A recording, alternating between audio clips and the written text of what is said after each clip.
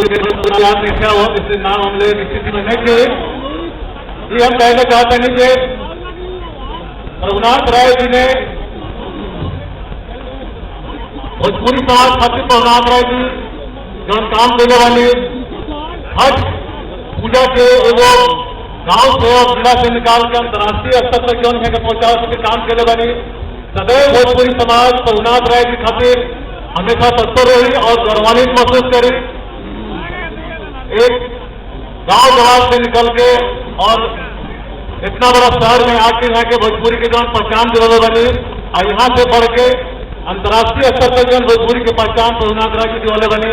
मेरे खातिर सदैव भोजपुरी समाज रघुनाथ राय पर गर्व करी।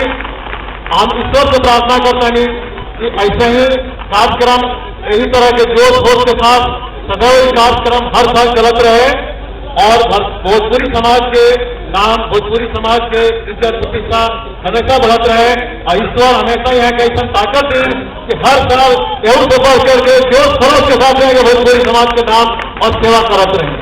बहुत बहुत धन्यवाद।